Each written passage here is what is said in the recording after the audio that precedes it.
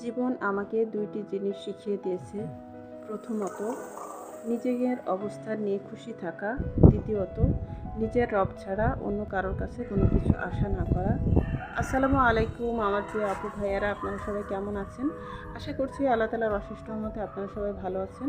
নতুন আরেকটি ভিডিও নিয়ে আপনাদের মাঝে আবারও চলে এলাম। আর আজকে আমার ছাদ বাগানে যে আমি পুদিনা পাতার গাছ লাগিয়েছিলাম, তো সেটা আপনাদেরকে একটু দেখাবো। তো এখানে যে দেখুন, আমার পুদিনা পাতার গাছগুলো কিন্তু মাশাআল্লাহ অনেকটা বড় হয়ে গেছে। আর আমি যে ডালগুলো লাগিয়েছিলাম সেই ডাল থেকে কিন্তু পাতা গজিয়ে এরকম হয়েছে। আর এখানে একটা পুঁইশাকের চারা উঠেছে, আর এখানে একটা বরবটির চারা উঠেছে। আর দেখুন, মাত্র কয়েকদিনের মধ্যেই কিন্তু আমার পুদিনা পাতার গাছগুলো কতটা সুন্দর হয়ে উঠেছে। আর আপনারা চাইলে এভাবে পুদিনা পাতার গাছ বাসায় লাগাতে পারেন। বাজার থেকে কিনে আনা পুদিনা পাতার যে ডালগুলো হয়, তো সেই ডালগুলো এভাবে লাগিয়ে দিলেই কিন্তু হয়ে যায়। আর এখন যেহেতু প্রচণ্ড গরম পড়েছে, আর গরমের মধ্যে একটা মজার রান্না আপনাদের সাথে শেয়ার করব আমি। তো এখানে যে আমি সজনে ডাঁটা, আলু আর টমেটো কেটে নিয়েছি। আর এখন এই যে আমি সজনে ডাঁটার একটা তরকারি রান্না করব।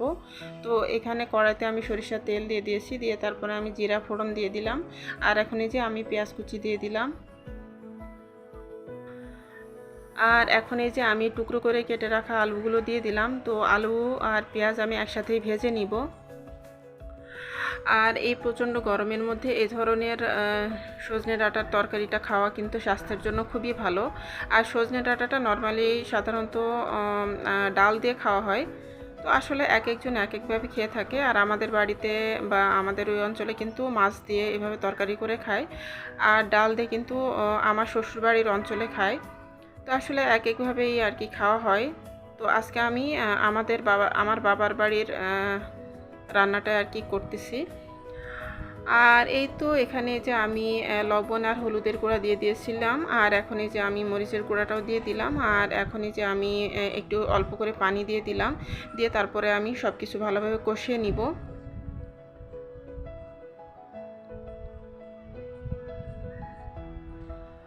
আর এখন এই যে আমি এর মধ্যে রসুন বাটা দিয়ে দিলাম, তারপরে এই যে একটু আদা বাটা দিয়ে দিলাম। তো পরিমাণ মতো আর কি আদা রসুনের পেস্ট দিয়ে দিলাম। আর এই তো আমি এখন এই যে টমেটো কুচি দিয়ে দিলাম। তো এখন এই যে আমি সব কিছু একসাথে খুব ভালোভাবে কষিয়ে নিয়ে তারপরে এর মধ্যে আমি সজনে ডাঁটাগুলো দিয়ে দিব। আর এই তো এখন এই যে আমি কেটে রাখা সজনে ডাঁটাগুলো দিয়ে দিলাম। আর এই সজনে ডাঁটাগুলো কিন্তু আমাদের বাগানের থেকে এনেছে। আমাদের বাগানে কিন্তু অনেকগুলো সজনে গাছ আছে, আর সেখানেই হয়েছে। তো সেখান থেকে নিয়ে এসেছেন আমার হাজব্যান্ড।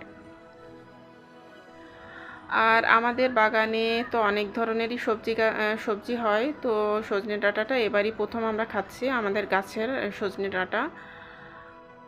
তো এখন এই যে আমি ঢাকনা দিয়ে ঢেকে কিছুক্ষণ রেখে দিব, দিয়ে তারপরে ভালোভাবে কষিয়ে নিব। আর এই যে এখন এই যে ভালোভাবে কষিয়ে নেওয়া হয়ে গেছে। তো আমি এখন এ পর্যায়ে পানিটা দিয়ে দিব, ঝোলের পানি। আর এই তো আমি ঝোলের পানিটা দিয়ে দিলাম, দিয়ে তারপরে নাড়াচাড়া করে আমি এখন মাছগুলো দিয়ে দিব। আর মাছগুলো তো আমি আগেই ভেজে রেখেছিলাম। আর আমার প্রিয় আপু ভাইয়ারা, দয়া করে একটা লাইক দিয়ে আমার ভিডিওটি কন্টিনিউ করবেন প্লিজ। আর যারা নতুন আপু ভাইয়ারা আমার চ্যানেলটি ভিজিট করবেন, তারা প্লিজ আমার চ্যানেলটি সাবস্ক্রাইব করবেন, আর আমাকে একটু সাপোর্ট করবেন প্লিজ। আর এখানে যে আমি ভাজা মাছগুলো এখন দিয়ে দিচ্ছি। আজকে তো অনেক বেশি আর কি গরম পড়েছিল। তো সন্ধ্যার পরে ঝড় হয়েছে আমাদের এখানে। তো বৃষ্টি হয়েছে অল্প, খুবই সামান্য আর কি বৃষ্টি হয়েছে, কিন্তু প্রচণ্ড ঝড় হয়েছে। আর এই ঝড়ের কারণে চারিদিকে ধুলাবালিতে একদম ভরে গেছে, বাসার ভিতরেও ধুলা চলে এসেছে। তো আমি এই যে এখন রাতের বেলা ভয়েস দিচ্ছি। তো আজকে এরকম আর কি ঝড় হয়েছিল। আসলে বৃষ্টিটা অনেক বেশি দরকার, কিন্তু বৃষ্টিটা সেভাবে হয়নি, ঝড়ই হয়েছে। আর এই তো আমার তরকারিটা রান্না প্রায় হয়ে এসেছে। আর আমি নাড়াচাড়া করে তারপরে নামিয়ে নিব। আর এই যে আমার মজাদার সজনে ডাঁটা আলু দিয়ে মাছের ঝোল হয়ে গেছে রান্না। তো খুবই মজাদার এই রেসিপিটা খেতে হয়, অনেক ভালো লাগে খেতে। সজনে ডাঁটাটা আসলে এক একজন এক একভাবে রান্না করে থাকে, অনেকে আবার নিরামিষ রান্না করে থাকেন, তো সেটাও খেতে ভালো লাগে। অনেক দিদি ভাইদেরকে আমি দেখেছি নিরামিষভাবে সজনে ডাঁটা আর কি সবজি করে থাকেন, সবজির মধ্যে দিয়ে রান্না করে থাকেন, আবার পোস্ত দানা দিয়ে রান্না করেন, বিভিন্নভাবে করা যায়। তো আসলে সজনে ডাঁটা একটা স্বাস্থ্যকর সবজি, তো এটা খেতেও যেমন ভালো লাগে আবার স্বাস্থ্যের জন্য অনেক ভালো।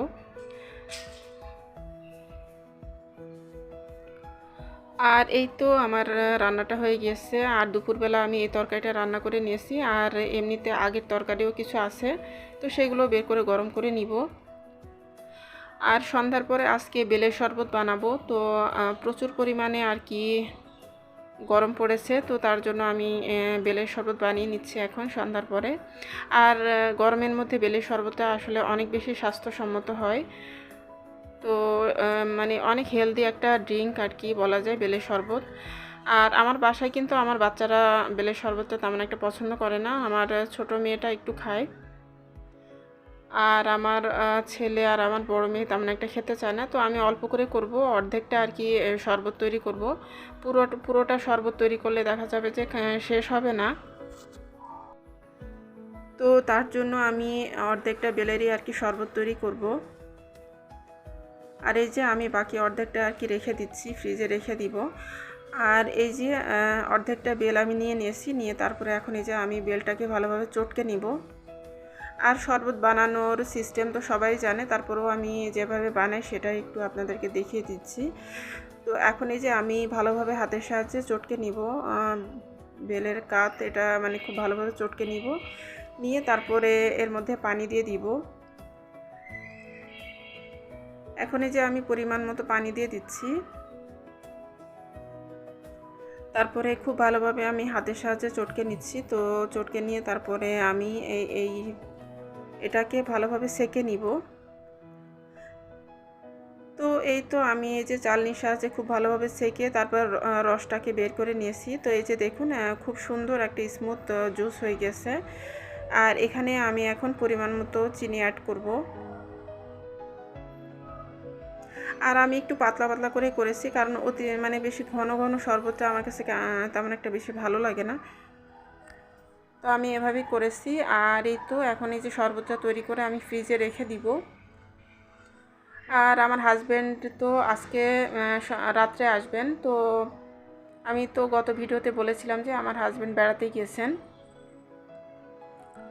তো তো আজকে রাতের বেলা আমার হাজব্যান্ড আসবেন, তো আমি আগের থেকে বেলের শরবতটা আর কি তৈরি করে ফ্রিজে রেখে দিব, যাতে করে উনি আসার পরে গরম গরম মানে গরমের মধ্যে আসার পরে ঠান্ডা ঠান্ডা শরবতটা আর কি খেতে পারেন, তো ওনার অনেক ভালো লাগবে। তো এই কারণেই আমি শরবতটা আর কি তৈরি করে নিলাম। আর উনি আসলে বেলের শরবতটা অনেক বেশি পছন্দ করেন, তো এই কারণে আর কি। তো এই তো হয়ে গেল আমার মজাদার বেলের শরবত। গরমে প্রশান্তি, এক গ্লাস বেলের এরকম ঠান্ডা ঠান্ডা শরবত পেলে এই গরমে আর কি লাগে বলেন। তো আমার প্রিয় আপু ভাইয়ারা, আজকের মতো আমি এখান থেকে বিদায় নিচ্ছি আপনাদের কাছ থেকে। তো আপনারা প্লিজ আমার ভিডিওতে একটা লাইক দিয়ে ভিডিওটি দেখে নেবেন, আর নতুন আপু ভাইয়ারা আমার চ্যানেলটি সাবস্ক্রাইব করে আমাকে একটু সাপোর্ট